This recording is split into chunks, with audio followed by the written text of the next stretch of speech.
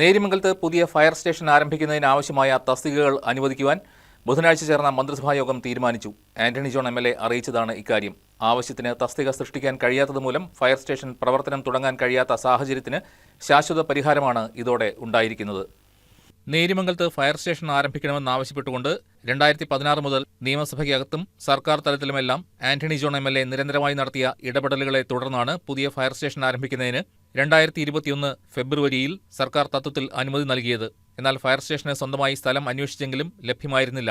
തുടർന്ന് ഇതിനുവേണ്ടി കഴിഞ്ഞ പഞ്ചായത്ത് ഭരണസമിതിയുമായി നടത്തിയ കൂടിയാലോചനകളെ തുടർന്ന് നേര്യമംഗലത്ത് പഞ്ചായത്തിന്റെ ഉടമസ്ഥതയിലുള്ള സാംസ്കാരിക നിലയത്തിന്റെ കെട്ടിടം ഫയർ സ്റ്റേഷനായി വിട്ടുനൽകാൻ തീരുമാനിക്കുകയും ചെയ്തിരുന്നു. പ്രസ്തുത കെട്ടിടത്തിൽ ആവശ്യമായ അടിസ്ഥാന സൗകര്യങ്ങൾ കഴിഞ്ഞ പഞ്ചായത്ത് ഭരണസമിതിയുടെ നേതൃത്വത്തിൽ തന്നെ ഒരുക്കി നൽകുകയും ചെയ്തു. ഇതിന്റെ തുടർച്ചയായി മറ്റു സ്റ്റേഷനുകളിൽ നിന്നും നേര്യമംഗലം സ്റ്റേഷനിലേക്ക് ആവശ്യമായ വാഹനങ്ങൾ കണ്ടെത്തി ഉറപ്പുവരുത്തിയിരുന്നു.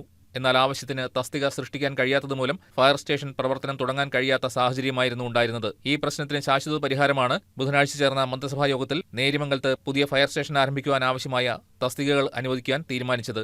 STO 3, ASTO 3, SFRO 4, FRO driver 1 എന്നീ നിലയിലാണ് തസ്തികകൾ അനുവദിക്കാൻ മന്ത്രിസഭായോഗം തീരുമാനിച്ചത്.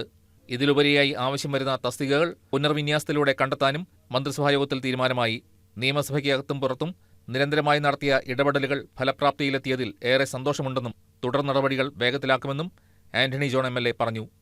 News desk KCV news.